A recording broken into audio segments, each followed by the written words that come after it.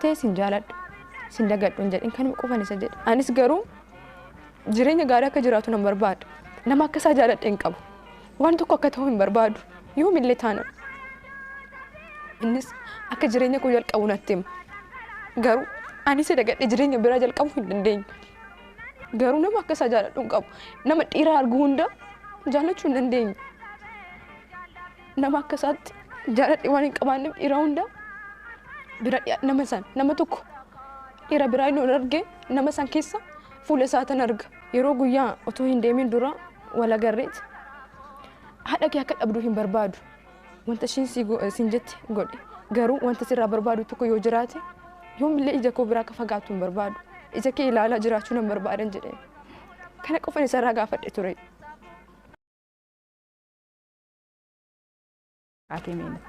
Maqaan koo Mabeeteen jedhama. Kan dhufee Bishooftuura kan jiraadhu Adaamaa keessatti. Tole yeroo jaalalaatiin carraa argattee carraa kanatti immoo fayyadamuudhaan daawwattoota keenya biraan seenaa kee gahuudha kanatti barbaaddu. Mee Mabeet maaltu sirrii ga'ee? Jaalala anaaf yeroo duraadha. Akkuma bakkuma hojiittan jalqabee bakkuma hojiitti wal agarre hojii yeroo dura kan seene ture. Innis bakka itti ani hojjedhu innis hojiin isaa bakkuma san ture.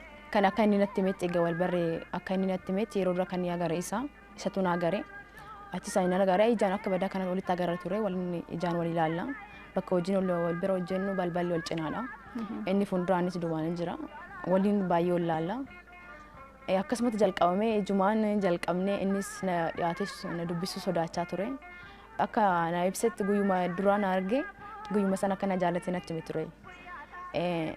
Akka mala kootiitaan nan koflaa nan taphadha akkasitti na agareet akka na jaallatee natti hime ture achi bakkuma hojii inni boqonnaa ture bakka hojii dhufee na bira taa'ee na taphatisee bilbila naan jedhee na gaafate anis dafee kennuus hin barbaanne ture xiqqumatti qoosee achi bilbila koo fudhatee deeme achi wal bilbilla akka na jaallatu guma sanatti hime akkuma bilbila fudhatee deeme imoodhaan naaf seenee ture achi imoodhaan naaf seenee bareedduu koflii kee onni na raasii naan jedhee na ergee ture yeroo duraatiif imoodhaan na ergee ture anis yeroo sanitti wanni ta'e natti dhaga'ame akkasitti jalqabnee bakka anis akka badaa kana isa jaaladhaa deeme innis akkasuma akka na jaalataa deeme garuu akka jaalala jalqabnee karutti duuba koo beekuu hin dandeenye anis immoo duuba isaa beekuu hin dandeenye akka kooti taanaaf jaalalli yeroo duraadha jaalala sirriitti hin beeku wanta hunda isarratti hin bare anis akka badaa kana isa jaaladhe bakka isa wajjin jiraachuuf murteesse. Mee yeroo jaalalaa agamii waliin turtan erga wal bartanii agam? Amma ji'a 8ffaa keessa jirra. Ji'a 2ffaa waliin. Baruma 2012 wal bartanii jechuudha. Erga wal jaalattanii bultii ijaarrachuudhaaf fuulduratti waliin jiraachuudhaaf waan teessanii wal amansiistanii wajjin haasoftan jira? Lakki wanta kanarratti waliin hin haasofne. Keessa koo keessa jira garuu isa sodaachuuf isa gaafachuuf na sodaadha ture. Garuu ani ofii koo murteesseen ture. Anis akka badaa kan isa jaaladhee ture. Innis akkasuma kana jaalatu baay'ee natti himee jira. Anis akkasuma akka kootii ofii kootii murteessee jira. Garuu akkana jedhee isa hin gaafanne. Waliin hin dubbanne jechuudha. Kaayyoo sana wajjin jiraachuu barbaadamoo yeroo gabaabaaf moo yeroo dheeraaf kan jedhu hin gaafanne. Baay'ee bakka anis gaafiin achi taa'aa ture. Achi anis gaafadhee gaafannaan akka waadaa haadhaa qabu natti hime ture. Waadaa haadhaa qaba. Haati isaa sun kan dubartiin ishii filattee kan ishii jaallattee akka itti fuutu waadaa akka galsiiste natti hime. Ani yeroo sanis baay'ee rifadhe. Anis akkasuma nan jaalladhe innis akkuma na jaallatu natti himaa jira. Garuu hojiin gargar ba'uu hin barbaadu. Anis akkasuma waadaa haadhaa qaba. Wanta sana moo dirqama gochuu qaba. Haadha isaa moo ni jaallata. Kana gidduutti haadha koo nan dhaba jedhee ni sodaata ture. Anis immoo akka kootii haadha isaa akka dhabuu hin barbaadu. Waadaa haadha isaa qaba wanti isheen kan isheen filatteef akka natti himetti dubartittiin inni fuudhu sun hin beeku. Ani hin beeku haadha kootu filatee ishiin kanaan ni filadhee ni fuuta naan jettee waadaa nagalsitee jirti. Kanaaf wanta godhu hin beeku naan jedhe. Carraatiif inni waliin fuuftanii akka teessitti maa deeme jechuudha. Yeroo sanitti baay'ees ture. Baay'ee jaalala keessa seennee jirra. Wantoota garaagaraas wajjin dabarsinee jirra. Egaa ture natti hime ture. Anis ofii koo keessa shakkiin dhufee achi anis akkas godhee isa gaafadhee gaafannaanis ifaan natti hime. Si jaallata garuu si wajjin bultii ijaarrachuu hin barbaadu. Kan inni bultiin inni ijaarratu immoo kan haati isaa saafilteedha. Anis yeroo sanitti baay'ee rifadhee ture. wanta jedhus nan wallaalee innis baay'ee rifatee kana sitti immoo barbaada ture garuu baay'ee si jaaladhees tures akkas hin dhabne sodaachaa jira sitti immoo hin dandeenye naan jedhe. Anis haadha isaa akka dhabu waan hin barbaanneef homaa gochuu hin dandeenye akkasumas ta'e hojjumaan fufne innis haadha isaa ni jaalata haadha isaa dhabuu hin barbaadu yoon waadaa kana diigeessee wajjin jireenya jalqabe haadha koo nan dhabaa warra koo nan dhabaa biyya koo wanta hunda hin dhaba naan jedhe. Akkas naan jedhe ture anis immoo kana hunda akka dhabu hin barbaadu. Mee waa'ee kee haadha isaatti haadha isaa wajjin haaseera akkasii jaalatee jiru. Haadha isaatti otoo biyya yeroo hundamitti aannan na soofsisa naan jedhe malee hin soofsisne ture. Akkas naan jedhe garuu haadha koo na soofsisaa wanta kanarratti na soofsisaa naan jedhe garuu hin soofsisne akka bilbilanitti itti himameetti wanti hundi qophaa'ee ture biyya isaatii jechuudha. Wanti hundi qophaa'ee murtaa'ee xumuramee jira. Inni asii isa eegaa jiru qofa. Wanti hundi qophaa'ee murtaa'ee jira jechuudha. Xumuramee jira jechuudha. Guyyaa biraasaaf qopheessanii guyyaa inni dhufu eeggachaa jiru jechuudha. Isatti itti himanii jiru. Kana hunda natti hime anis bakka wanna godhu wallaalee wanna jedhu wallaalee jaalala keessa baay'ee sinni jirra. Anis baay'ee isa jaaladhee nama akka isaa jaaladhee hin qabu. Isa mansiisuudhaaf gama hiriyoota isaatiin yaalteetta. Hin yaalle. Maaliif yoo naan jette wanta hin jijjiiramne tokkodha. Anis itti himee jira. Haasofsiisee jira. Ati kana hati ofii kasi filattee fudhuu barbaadda ati ni barbaadda jedhee gaafadhee ture. Anis wajjin jiraachuu nan barbaada garuu haadha kootii sanis diiguu hin barbaadu naan jedhe. Bakka lama ta'e innis mala wallaale mala fala dhabee jechuudha. Mee erga biyya deemee taasee maal taatan? Egaa biyya deemee guyyaa kamisaa ture kan deemee guyyaan 26 ture ji'a jaffaa keessa ture kan deemee guyyaa itti deemu sittan manaan jedhe ture garuu tole jedhaanis fudhadhee tureeyyuu garuu guyyaa itti deemu akkaatti naa gartee guyyaa itti deemu anis garaan koo hin danda'u nagaa jedhee sin deemu garaan koo hin danda'u atis akka miidhamtu hin barbaadu naan jedhe ture kun rakkoon qabu garuu guyyaa itti deemtu natti ija kee ilaalee deemuu akka deemtu hin barbaadan jedhe ture garuu inni guyyaa itti deeme natti ni guyyaa kamisaa ni deeme magaalgala naaf bilbilaachi bilbille isaa yoo deebisee yaaluu cufaana jalaa ta'e achi baay'een bakka halkaniin guyyaa na boosisa bakka wanta san amanee fudhachuu hin dandeenye dhugaa deemee dhugaa nagatee deeme jedhee of gaafachuu jalqabe bakka amanuu hin dandeenye gonkumaa jechuudha. Bakka kanuma na boochisaa guyyaa kamisas akkasumatti bulee jimaatas bilbilis akkasuma cufaa ture guyyaa qidaamee ciisee ture na dhukkubee sa'a boodadha naaf bilbiltasa bilbilisaa naaf bilbilame baay'ee rifadhee ture bakka ciisu akkamitti akkan ka'e hin beeku achi kaasnaan isa dubbisee nagaan galteen jedhee kanuma isa gaafadhee ture nagaan galee ifa manaaf godhe naan jedhe si sobuu barbaadee miti naan jedhe rakkoon qabu nagaan galuu kee qofan barbaadan jedheen guyyaa san baay'ee natti ulfaatee guyyaa guutuu bu'aa ture hojii sin seennee achi fuudheet guyyaa isa sadaffaatiin naaf bilbilee nagaa naan jedhee akkas isa dhukkubuu natti hime bakka homaan dandeenye jireenya jalqabee fuudhee jira garuu si dagachuus hin dandeenye jireenya koo keessas taa'es nama tokko nama saniif wanta simmeetii tokko naaf hin kennine naan jedhe achi akkas naan jedhee yeroo sanitti baay'een boo'ee innis na dhukkubee jira mana yaalaas deeme mana yaala furmaata naaf kennuu hin dandeenye naan jedhe. Innis yaaddoo keetiin cinqamaa jechuudha. Innis akkasuma cinqamaa jira. Mana yaalaa deemnanis manni yaalaa kana nu furmaata siif kennuu hin dandeenyu naan jedhe. Anis homaa gochuu hin dandeenye caluman jedhee as taa'ee wanta godhu sin qabu boo'icha malee yaaddicha cinqamu malee wanta godhu tokko hin jiru. Bakka jireenya kee jalqabdee jirta. Jireenya kee jiraadhu. Ani yoo ta'e sin jaaladhu. Sin dagadhu hin jedhin kanuma qofan isa jedhe. Innis akkana jaalatu natti hima. Akkana hin daganne natti hima. Akkasuma bilbila isaaniis dubbisuu hin dandeenye gidduudhaan na cufee guyyuma san bakka akkasis ta'e naaf bilbila. Katamaa deemee ni bula. Magaalaa jechuudha deemee ni bula. Naaf bilbila. Akkana jaalatu natti hima. Jireenya keessa taa'ee akkana jaalatu natti hima. Anis garuu jireenya gaarii akka jiraatu nan barbaada. Nama akka isaa jaaladhee hin qabu. Waan tokko akka ta'u hin barbaadu. Yoomillee taana. Innis akka jireenya koo jalqabu natti hima. Garuu anis dagadhee jireenya biraa jalqabuu hin dandeenye.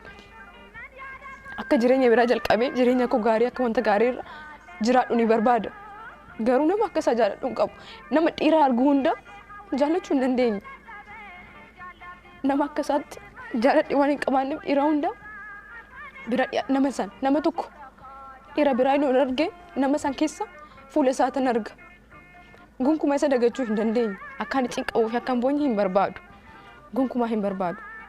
Anis akkasuma garuu jireenya isaadhuma jiraataa jiru gammachuun akka jiraatu nan barbaada. Yeroo guyyaa otoo hin deemin dura wal agarreeti haadha kee akka dhabduu hin barbaadu. Wanta ishiin siin jette godhe garuu wanta sirraa barbaadu tokko yoo jiraate yoomillee ija koo biraa akka fagaatu hin barbaadu. Ija kee ilaalaa jiraachuu nan barbaadan jedhee kana qofan isarraa gaafadhe ture. Innis tole naan jedhe. Anis akkasumatti fudhadhe. Garuu homaa gochuun hin danda'amu kennaa waaqa waan ta'eef yoomillee akka gammachuun jiraatu hin barbaada. Qophii yeroo jaalalaa kanarraa akkasin waa barattan abdii qabna. Egaa namoonni jaalala keessatti yoo isheen jaalatte maatiin ishee dhiibbaa irratti geessisuu danda'u, yoo inni jaalattes maatiin isaa irratti dhiibbaa geessisuu danda'u. Yeroo ammaa kana egaa namoonni hedduun kan jaalatan wajjin jiraachuudhaaf dhiibbaa maatii irraan kan ka'e kan gargar ba'an namoonni hedduun jiraachuun ni maltu. Mee isinis egaa namoonni seenaa wal fakkaataa akkasii qabdan akkasumas seenaan keenya namoota birootiif barsiisaa ta'a kan jettan lakkoofsa bilbila keenyaatiin bilbiltanii of eeruu ni dandeessu. Akkasumas 8331 irratti seenaa nan qaba jettanii yoo nuuf eertan nuti bilbillee beellama isiniif ni qabna daawwattoota keenya. Egaa dhimma beet jaalala keessatti nama jaalatte kana argachuu hin dandeenye. Namni ishee jaalate kun immoo waadaa maatii isaatii galmaan ga'uudhaaf nama maatiin isaaf filanitti deemee fuudheetidha kan inni jiru. Dhimma beet immoo yeroo ammaa kana ani isa jaaladheetidha kan ani jiru. Namni biraa ani jaaladhu hin jiru namni biraa. Kanaafuu fedhii isaaf eegee ani immoo jaalala keessatti miidhamaan jira jechaatidha kan isheen jirtu. Mee ati ofii keetiif maalan balleessa jettee ofitti murteessita? Akka kootitti maal akka balleesse nama san duuba ofiisaa qorachuu hin dandeenye. Wanta nama sanii qorachuu hin dandeenye.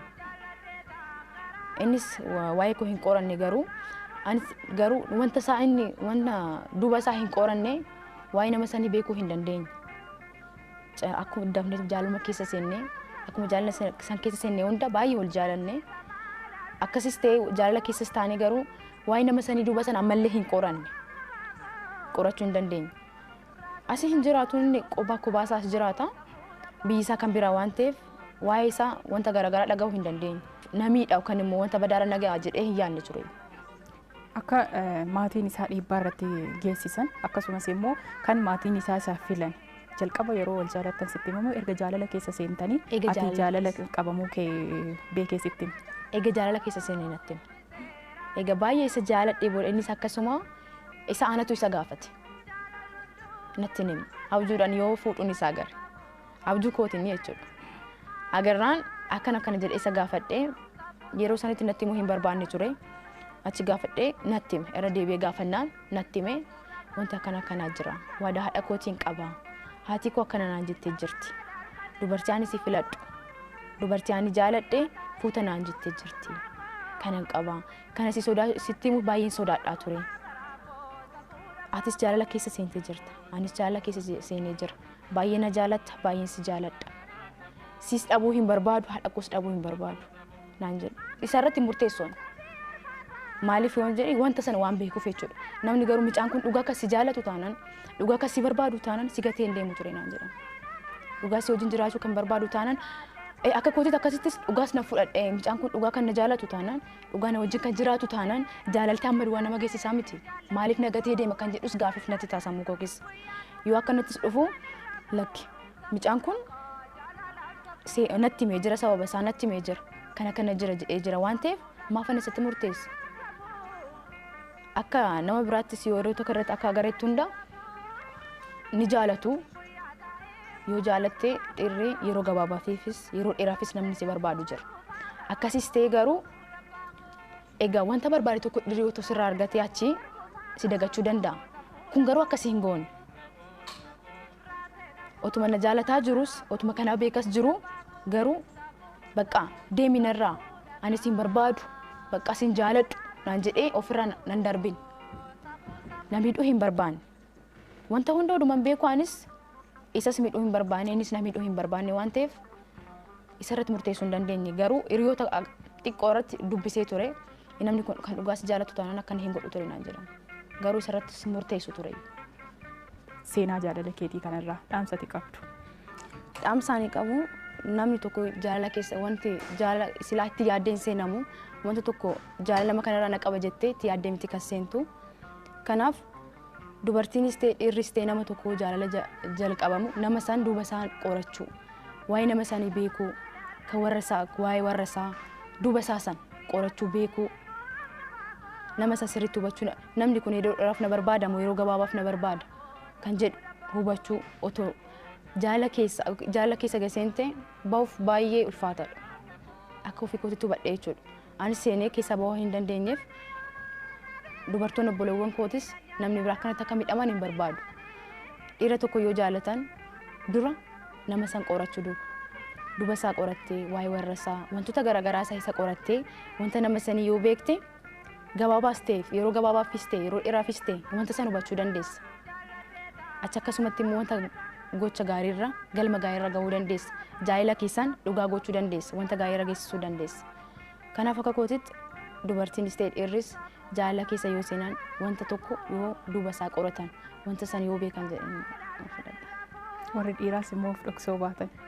Of dhoksuu baatan yoo sobuu baatan dhiirris ta'e obboleewwan qabu haadha qabuun dubartumarraa hubamanii otoo miidhuu baatan dubartootaan otoo miidhamuu baatan maaliif amma namni tokko bakka sana amma dhiirri sunis dubartii obboleettiin isaa bakka sana yoo taate maalitti dhaga'ama yeroo san maal gochuu danda'a maalitti dhaga'amu obboleettiin isaa sun bakka kana keessa yoo jiraatte maalitti dhaga'amu otoo sobuu baatan dubartootas miidhuu baatan jedha. Maatiif hoo maal dabarsita? Amma jaalala keetti kan gufuu ta'e akka dubbattutti maatiidha. Maatiinis ijoollee ofii akka kanatti aadaa garaagaraan jira biyya garaagaraa irratti jira wanta akkanaa. Kanarratti ani warraaf kan dhaamsa warri ofii ilmoo ofii silaa guddisanii jiru. San immoo wanta kanarratti kan murteessuu danda'u nama sanii akka kootitti warri ofii daa'imtuu ofii ilmoon ofii silaa wanta badaaraa akka seenan hin barbaadan. Wanta gaariirraa akka gahu waan barbaadaniif wanta kanarratti immoo otoo ijoollee ofii miidhuu baatan jaalala dhugaa akka argatan yoo jaalala dhugaa akka argatan yoo barbaadan yookaan immoo akka warra keetirra kan argatu tokko yoo jiraate wanta sirrii ta'e tokko sirrii jedhanii siif kennuu danda'u. Sirrii wanti kun sirrii miti ilmoo kanarraa akkana keessa akka seentu hin barbaadu kan jedhu. Malee kan nuti filanne fuudhii jechuun dogoggoraa jechuudha. Kun dogoggora. Kun wanta sirriis miti dogongoraa jechuudha. Kabajamtoota daawwattoota keenya bakka garaagaraa teessanii akkasumas mana keessan teessanii kan hordofaatiin jirtan OBN sagalee keessan irratti yeroo jaalalaati. Yeroo jaalalaa keessatti namoonni jaalatanii jaalala isaanii keessatti milkaa'an akkasumas mudannoo fi muuxannoo isaanii kan isinii dirreetti qoodanidha. Isinis muuxannoos qabdan akkasumas mudannoo jaalala keessatti qabdan daawwattoota keenya biraan ga'uu yoo barbaadan karaa lakkoofsa bilbila keenyaa nuu bilbiluu ni dandeessu. Akkasumas toora ergaa gabaabaa 8331 irratti maqaa keessaniif bakka keessan yoo nu eertani nuti immoo deebisnee isinii bilbiluudhaan beellama isin qabachiisne dirree bal'aa yeroo jaalalaa isin affeeruu ni dandeenya. Egaa seenaa dhimma beetirraa wanta akka ni barattu jedhee abdiin qaba.